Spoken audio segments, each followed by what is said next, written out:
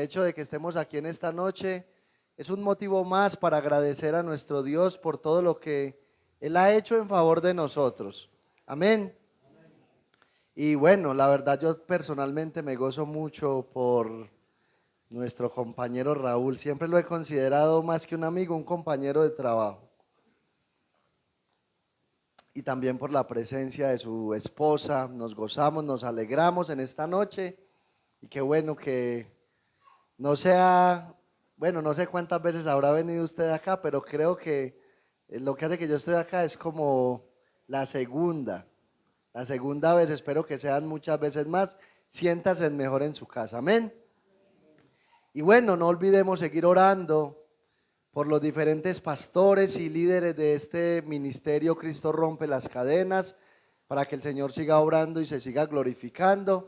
No olvidemos seguir orando por nuestros hermanos que han estado quebrantados de salud, que han estado enfermos, para que el Señor extienda su mano sanadora sobre ellos y prontamente puedan estar en este lugar. Nuestra hermana Elizabeth, me imagino yo, el anhelo y el deseo que ella ha tenido por estar aquí en la casa del Señor, para que el Señor obre conforme a su voluntad y a su misericordia. Amén. Y sigamos orando por este viaje que tenemos a San Juan de Urabá, para que el Señor provea todo lo que necesitamos, porque la verdad hay una gran necesidad.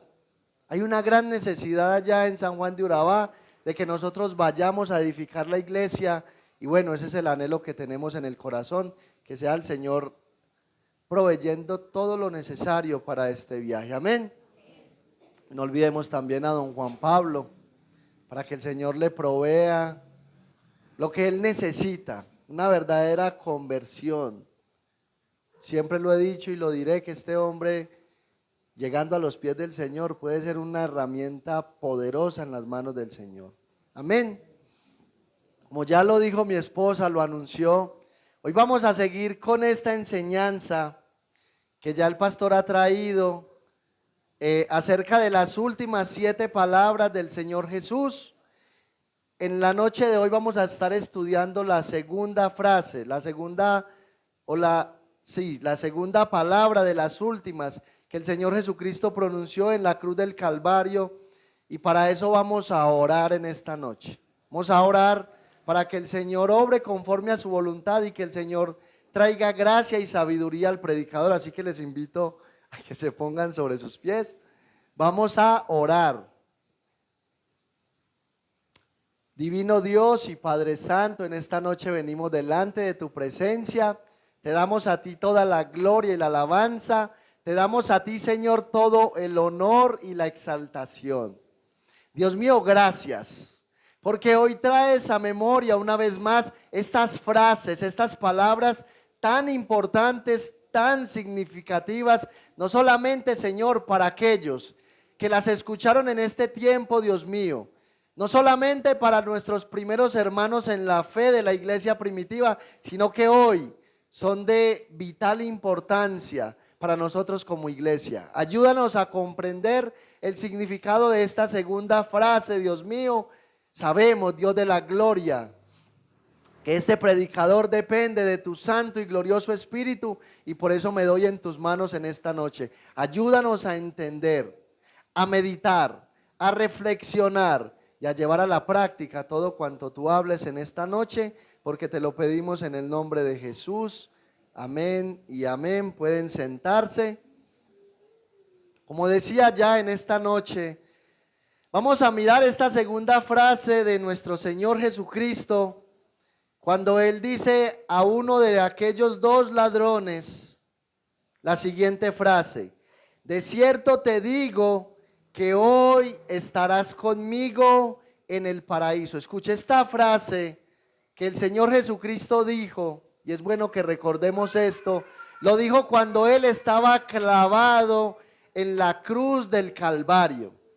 Acompañado de 2 ladrones estaba el Señor. Había un ladrón a su derecha y había un ladrón a su izquierda. Y uno de los 2 ladrones se arrepiente antes de morirse y le hace una petición al Señor y le dice: acuérdate de mí cuando entres en tu reino. E inmediatamente el Señor exclama estas palabras: de cierto te digo que hoy estarás conmigo en el paraíso. La referencia de esta palabra la podemos ver en el Evangelio de Lucas, capítulo 23, versículo 43. Ahora escucha, aquí nos encontramos con una palabra de salvación, pero es bueno que recordemos cuál fue la primera palabra que el Señor exclamó estando en la cruz, estando en la cruz del Calvario. La primera palabra que el Señor Jesucristo exclamó fue una palabra de perdón. Padre, perdónalos porque no saben lo que hacen. Y como ya lo vimos en el estudio anterior que trajo el pastor de la iglesia, el Señor Jesucristo exclamó esta palabra porque aquellos hombres, aquellos líderes religiosos, aquellos judíos no habían tenido en cuenta, ellos no sabían en sí a quién era el que ellos habían condenado a muerte, a quién era el que ellos habían llevado a la cruz del Calvario. Y ya habíamos dicho anteriormente que aquel que había ido a morir a la cruz del Calvario era el Dios hombre, era el Dios encarnado. Ellos no sabían verdaderamente a quién habían ellos crucificado. Ahora escuche, cuando el Espíritu Santo viene en el día de Pentecostés y viene y trae poder a la iglesia, nosotros podemos ver cómo nuestros primeros hermanos en la fe comienzan a predicar el evangelio. Pero entonces vemos al apóstol Pedro y al apóstol Juan, allá en el libro de los Hechos, en el capítulo 3, que ellos van a la oración en el templo. Ellos van a orar en el templo. Y justo en toda la puerta del templo, ellos se encuentran con un hombre que había sido cojo de nacimiento. Este hombre estaba pidiendo limosna a la entrada del templo. Estos hombres, este hombre cuando vio a Pedro y a Juan, ellos le piden a ellos que les dé la limosna. Y Pedro y Juan, mirándolos fijamente a los ojos a este hombre, Pedro le dice: la verdad, yo no tengo dinero, pero tengo algo mejor para ti. Y le dice: en el nombre de Jesús de Nazaret, levántate y anda. Y toma a este hombre de la mano derecha y lo levanta, y dice la Biblia que inmediatamente este hombre se pone en pie, se le afirmaron los tobillos. Este hombre entró al templo cantando, brincando y alabando a Dios, y obviamente esto produjo algo en aquellos hombres del pueblo. Dice la Biblia que estos hombres empezaron a mirar a Pedro y a Juan atónitos, asombrados, e inmediatamente Pedro les dice: bueno, ustedes ¿por qué nos miran a nosotros así, como si nosotros hubiésemos sido los que hicimos este milagro? Y mire lo que les dice en el versículo 13 del capítulo 3 del libro de Hechos hasta el versículo 18. Mire lo que les dice Pedro a estas personas que los estaban mirando: el Dios de Abraham, de Isaac y de Jacob, el Dios de nuestros padres, ha glorificado a su Hijo Jesús, a quien vosotros entregasteis y negasteis delante de Pilato, cuando éste había resuelto ponerle en libertad. Mas vosotros negasteis al santo y al justo, y pedisteis que se os diese un homicida, y matasteis al autor de la vida. Él estaba hablando acerca del Señor Jesús, y sigue diciendo: a quien Dios ha resucitado de los muertos, de lo cual nosotros somos testigos, y por la fe en su nombre, a este que vosotros veis y conocéis, le ha confirmado su nombre, y la fe que es por él ha dado a este completa sanidad en presencia de todos vosotros. Mas ahora, hermanos, sé que por ignorancia lo habéis hecho, como también vuestros gobernantes, pero Dios ha cumplido así lo que antes había anunciado por boca de todos sus profetas que su Cristo habría de padecer. Escuche esto. El apóstol Pedro aquí está diciendo algo que es de vital importancia. Pedro les está diciendo a aquellos judíos, les está diciendo: ustedes mataron en la cruz del Calvario, no a cualquier personaje de la historia, no fue a un profeta que Dios levantó, sino que ustedes directamente mataron al dador de la vida. Escuche, al dueño de la vida fue al que ustedes mataron, al Señor Jesucristo.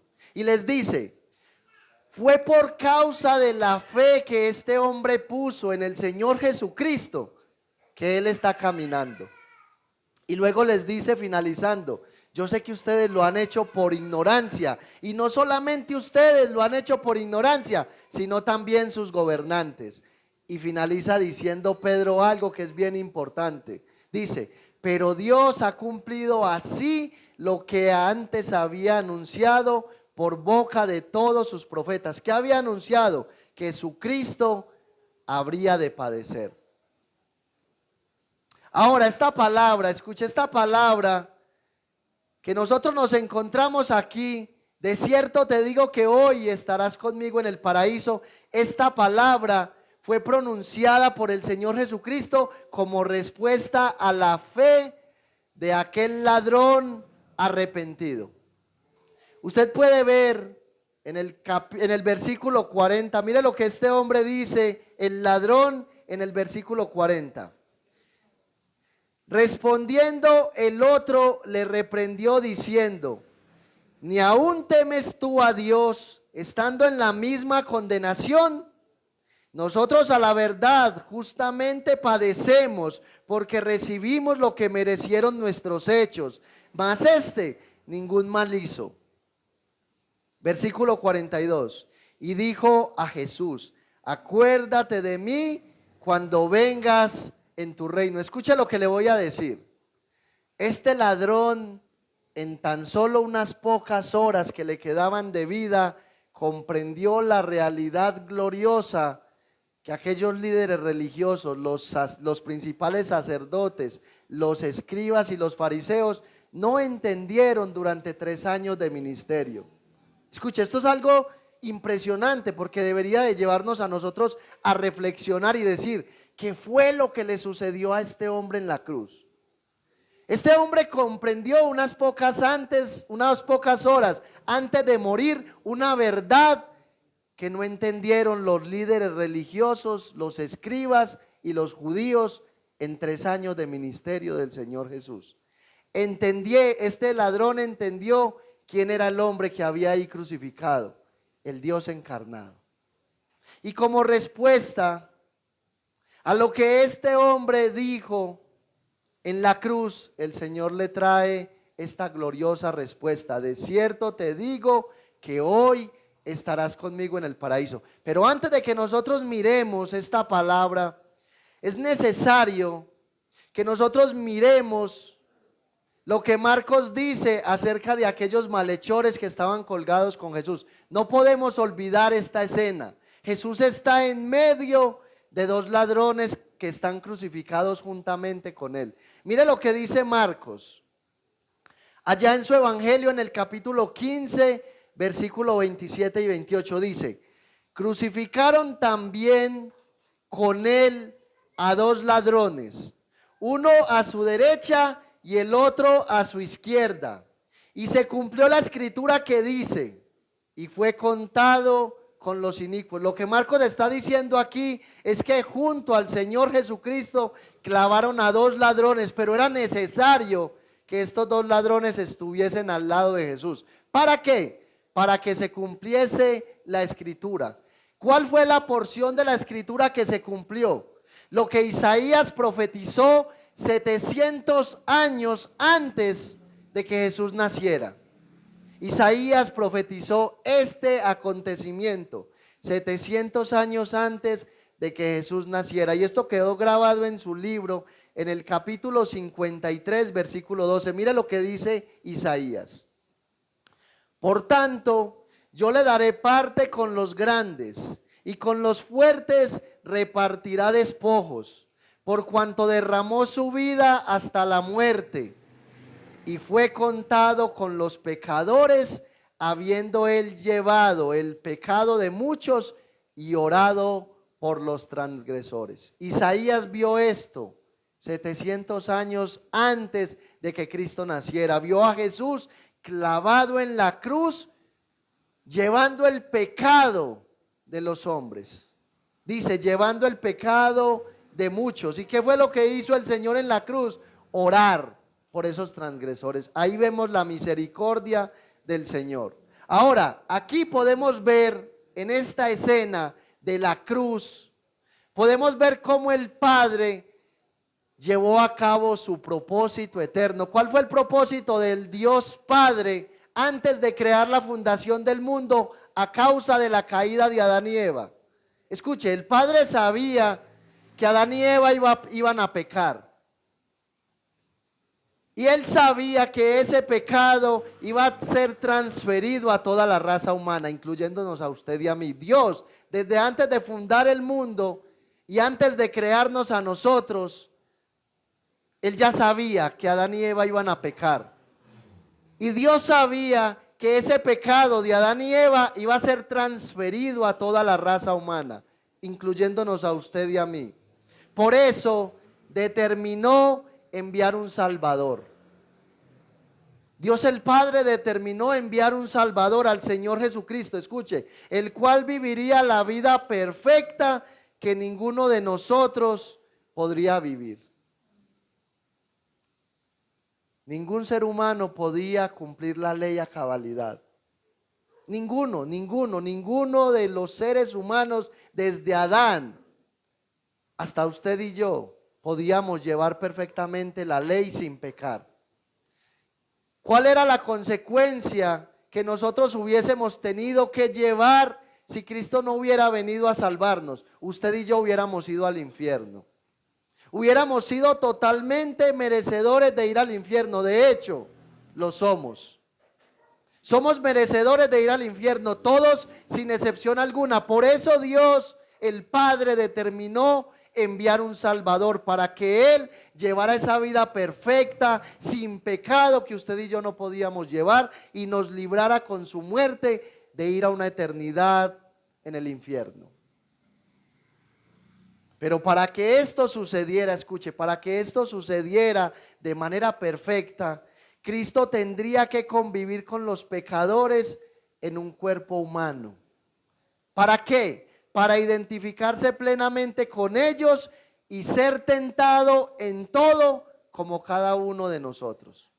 Cristo tenía que venir en un cuerpo humano, convivir con todos los pecadores.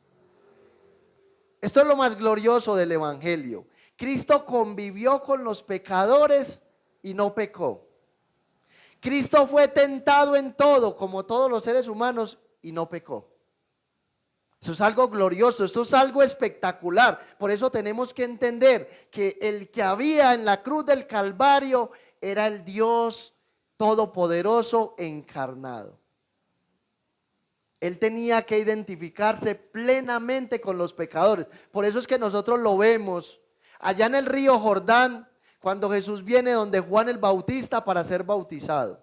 Y vemos que cuando Juan el Bautista lo ve, inmediatamente lo identifica como el Cordero de Dios que quita el pecado del mundo. Y Juan le dice: Señor, ¿cómo tú vas a venir a mí para ser bautizado? Señor, no, yo no puedo hacer tal cosa. Soy yo el que necesito ser bautizado por usted.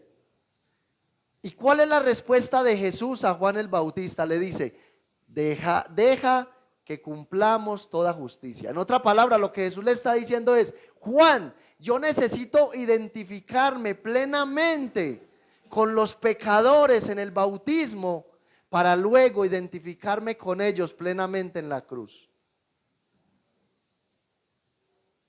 Por eso Jesús le dice: deja que cumplamos toda justicia. Juan, yo necesito identificarme con ellos aquí, aunque yo no tengo ningún pecado por el cual yo ser perdonado. Yo necesito identificarme con ellos porque en la cruz yo voy a llevar el pecado de ellos. Por eso bautízame. Y no solamente fue en el bautismo de Juan que usted y yo vemos a Jesús identificándose con los pecadores. Usted y yo lo vemos yendo a Samaria para salvar a la mujer samaritana.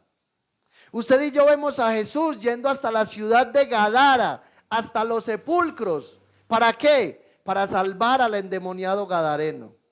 Usted y yo podemos ver a Jesús yendo a la casa de Zaqueo, el jefe de los publicanos, para traer salvación a la vida de Zaqueo. Lo vemos en el lugar de trabajo de Mateo. Hasta allá fue Jesús, hasta el lugar de trabajo de Mateo, donde él estaba cobrando los impuestos. Hasta allá llegó Jesús.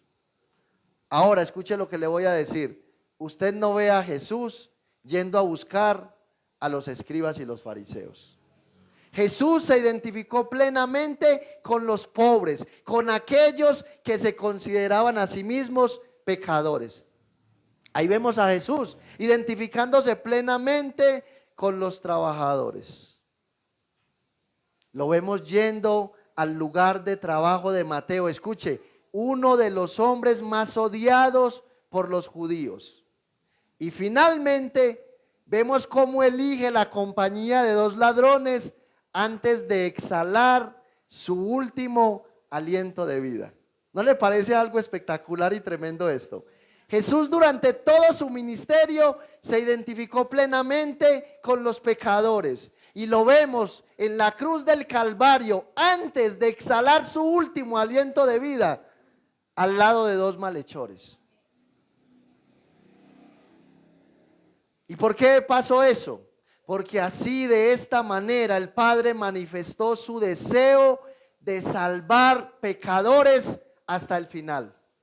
Y eso lo continúa haciendo hasta el día de hoy. Usted y yo, que hemos venido a Cristo en arrepentimiento y fe, somos el reflejo de que la voluntad de Dios es salvar pecadores.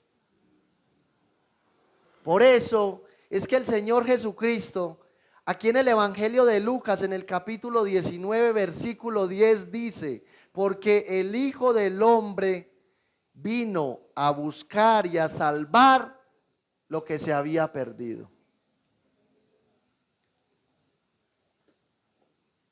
Para eso vino el Señor Jesucristo, para buscar y salvar lo que se había perdido. Y aquí encontramos una verdad gloriosa. Escuche, no es el hombre el que determina creer y venir a Dios. Eso de que, hermano, ¿cómo fue la conversión suya?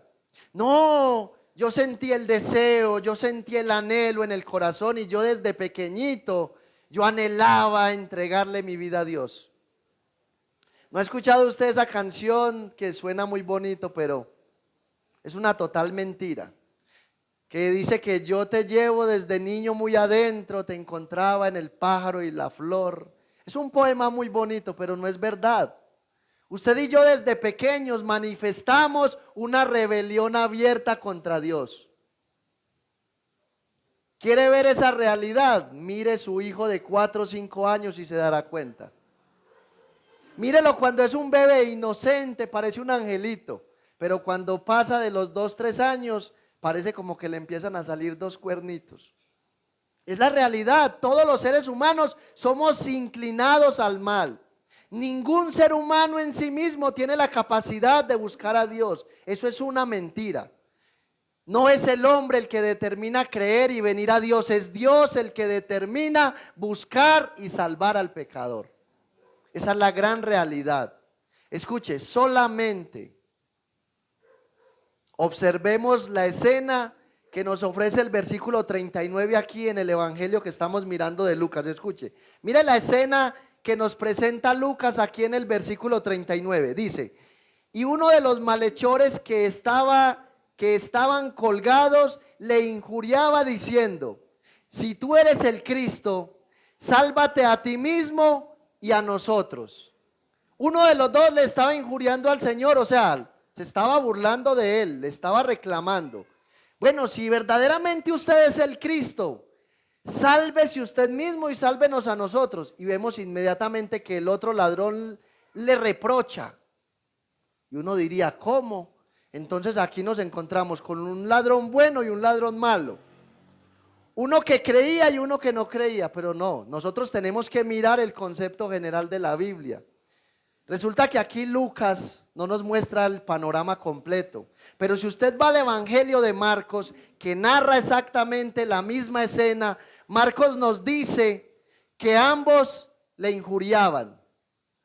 No era uno solo, ambos le injuriaban. Y esta palabra injuriar que nosotros vemos aquí significa insultar y significa reprochar. O sea que ambos estaban insultando al Señor Jesucristo en la cruz. Ambos lo estaban insultando, ambos le estaban reprochando. Y mire, Mateo en el capítulo 27, versículo 44 dice que ellos repetían las palabras de los principales sacerdotes y los escribas. ¿Quiénes? Los dos ladrones. Estaban repitiendo las mismas palabras de los principales sacerdotes y los escribas. ¿Y sabe qué decían estos principales sacerdotes? Mire lo que decían: a otros salvó, a sí mismo no puede salvarse. El Cristo, Rey de Israel, descienda ahora de la cruz para que veamos y creamos. Y ellos estaban repitiendo lo mismo. Usted puede imaginarse esa escena, el uno diciéndole al Señor desde este lado: usted no es el Rey de Israel, entonces descienda de la cruz, baje. Y el otro que está al otro lado le dice: sí, si verdaderamente usted es el Mesías, bájese de la cruz para que nosotros veamos y creamos. Eso era lo que estaban diciendo ambos. Ahora, ¿a qué vamos con todo esto? Vamos a una realidad que no podemos negar. ¿Cuál es esa realidad? Que estos dos ladrones de la cruz representan a toda la raza humana de varias maneras. Ambos, los dos que habían al lado de Jesús, representan a toda la raza humana de varias maneras. En primer lugar, escuche, en primer lugar, estos hombres que estaban clavados en la cruz manifiestan la enemistad que hay en el corazón del hombre hacia Dios por causa de su pecado, de manera natural. El hombre que no tiene a Cristo como Señor y Salvador, que no se ha arrepentido de sus pecados en el corazón, tiene una enemistad contra Dios. Eso es lo que dice la Escritura. Por ejemplo, el apóstol Pablo en su carta a los Romanos en el capítulo 8, versículo 7 dice: por cuanto los designios de la carne o los deseos de la carne son enemistad contra Dios. Y dice: porque no se sujetan a la ley de Dios, ni tampoco pueden. Y los que viven según la carne no pueden agradar a Dios. Eso dice Pablo en Romanos. Lo que Pablo está diciendo es que una persona que no ha sido regenerada por el Espíritu Santo, porque no ha venido a Cristo en arrepentimiento y fe, por más que quisiera agradar a Dios, no puede. No puede agradar a Dios. ¿Por qué? Porque vive en la carne. Solamente aquellos que han sido regenerados por el Espíritu Santo tienen la facultad de agradar a Dios. ¿Sabe por qué? Porque pasan de ser enemigos de Dios al creer en la obra redentora de Cristo en la cruz del Calvario, reciben el Espíritu Santo y por excelencia pasan a ser adoradores en espíritu y en verdad. Antes de venir a Cristo no puede pasar tal cosa. Y mire lo que dice el apóstol Pablo en su carta a los Filipenses en el capítulo 3, versículos 17 y 18. Y yo quiero que ustedes aquí presten mucha atención, porque esto va mucho más allá. Va mucho más allá de lo que muchas personas en la vida creen con relación a la iglesia del Señor. Mire lo que Pablo dice: hermanos, sed imitadores de mí y mirad a los que se conducen según el ejemplo que tenéis en nosotros. Yo quiero volver a repetir esta frase: hermanos, sed imitadores de mí y mirad a los que se conducen según el ejemplo que tenéis en nosotros. Y dice: porque por ahí andan muchos, de los cuales dije muchas veces y aún ahora lo digo llorando, que son enemigos de la cruz de Cristo. Eso se veía en los días de Pablo y se ve en los días de hoy. Personas que están dentro de la iglesia, personas que vienen y se congregan en una iglesia local, personas que profesan ser cristianos, que dicen, sí, yo soy cristiano porque yo voy a una iglesia tal. ¿Y sabe qué es lo mejor? Yo conozco personas así, a mi alrededor los tengo, que me dicen a mí que son cristianos, me lo han dicho a mí, yo soy cristiano y yo no fallo al culto los días domingos. Yo dejo de hacer la actividad que sea, pero yo no le fallo al Señor el día domingo. Pero usted les mira el estilo de vida y viven contrario a la Escritura. Sus palabras y sus prácticas de vida muestran que no son cristianos. Y ellos creen que son cristianos, pero Pablo está diciendo que ellos son enemigos de la cruz, aunque van a una iglesia cristiana. Porque es que ser cristiano no es simplemente ir a una iglesia. Ser cristiano, escuche esto, ser cristiano es vivir como Cristo. Y aunque no somos perfectos, y aunque fallamos, y aunque cometemos errores, el cristiano se reconoce porque cuando peca, se duele en el corazón. Cuando verdaderamente le falla al Señor, hay un dolor interno. Y esta persona viene a Cristo totalmente humillado y arrepentido. Escuche lo que le voy a decir. Y busca con todo su corazón no practicar ese pecado por el cual Cristo tuvo que pagar en la cruz del Calvario. Ese es un verdadero cristiano. Pero alguien que vive practicando el pecado, alguien que vive haciendo lo malo, alguien que se deleita haciendo lo malo, ¿cómo va a decir que es cristiano? No, es enemigo de la cruz, dice el apóstol Pablo. Y eso no solamente pasaba en los días del apóstol Pablo. Esto pasa aún en el día de hoy. Escuche, en segundo lugar, estos dos hombres de la cruz manifiestan que existen solo dos grupos de personas en el mundo: los que se salvan y los que se condenan. Solo existen dos grupos en el mundo: los que se salvan y los que se condenan. Los que se salvan por creer en Cristo y su sacrificio, y que luego de recibirlo como Señor y Salvador, viven una vida en santidad y obediencia a su palabra, y rechazan y aborrecen toda oferta de pecado. Esos son los que se salvan. Escuche, los que reciben a Cristo como Señor y Salvador, y luego de recibir al Señor viven una vida en santidad y obediencia a su palabra, y rechazan y aborrecen toda oferta de pecado. Yo le pregunto a usted, ¿cómo es usted en relación con el pecado? ¿Cómo es usted con lo que usted en su conciencia sabe que es pecaminoso delante del Señor? ¿Usted lo practica con facilidad o usted lo aborrece en su corazón de tal manera que usted siempre busca la manera de rechazarlo?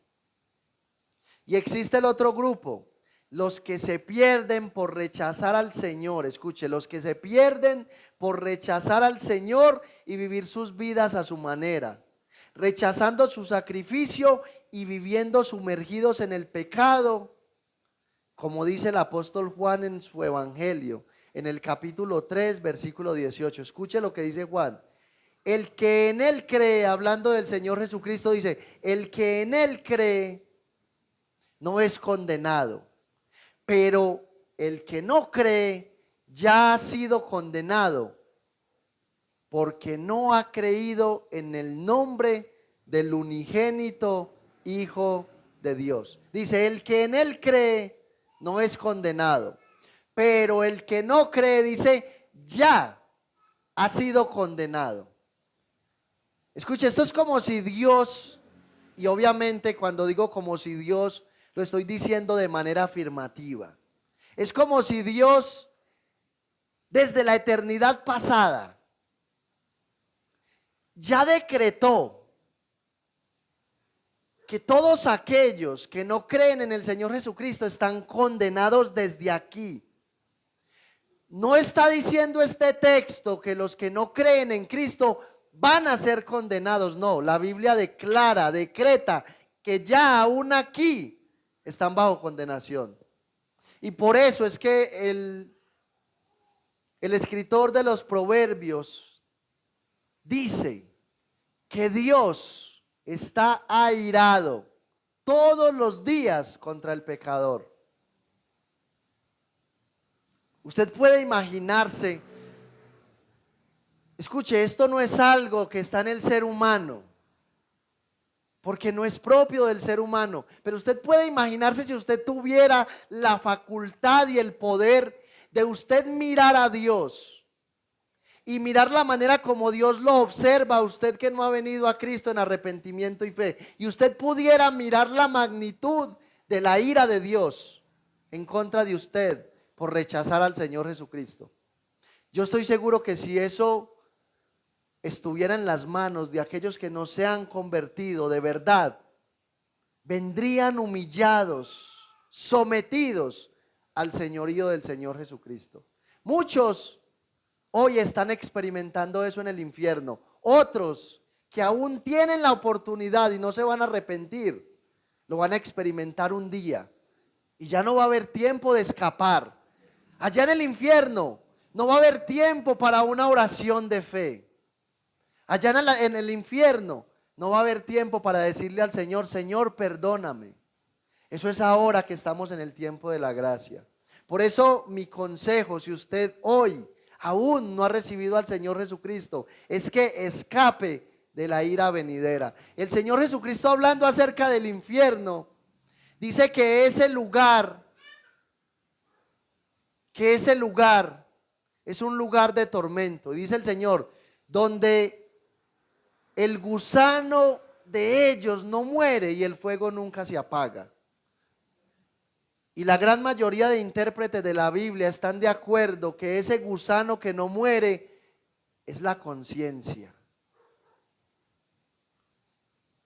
Allá muchas personas van a recordar cultos como estos, donde se enseñó la palabra, donde se habló acerca del Cristo encarnado que vino a morir por ellos, que derramó hasta la última gota de su sangre, que vino y vivió una vida perfecta por ellos, que estando en la cruz del Calvario fue juzgado como culpable siendo inocente y que recibió toda la ira de Dios, que un día usó herramientas e instrumentos para hablar y ellos lo rechazaron.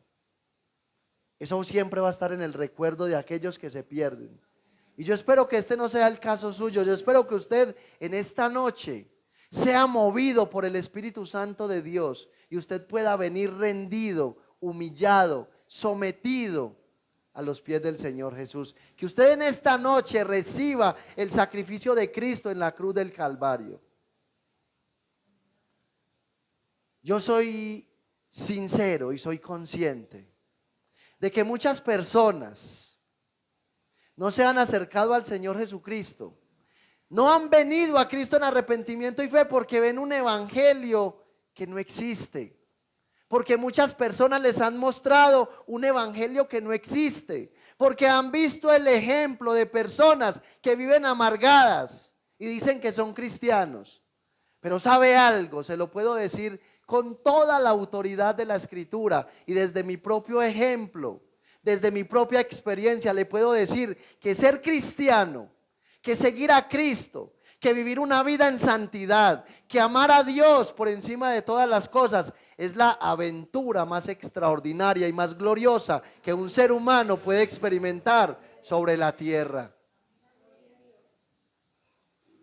Lo que pasa es que hay muchas personas que miran a aquellos que están muertos y dicen que son cristianos. Miremos el reflejo del Señor Jesucristo muriendo en esa cruz, pronunciando una palabra de salvación. De cierto te digo que hoy estarás conmigo en el paraíso. Si usted viene a Cristo en arrepentimiento y fe, confiesa sus pecados delante de Él y usted hoy parte de esta tierra, Usted va a despertar en el lugar que despertó aquel ladrón después de morir en la cruz.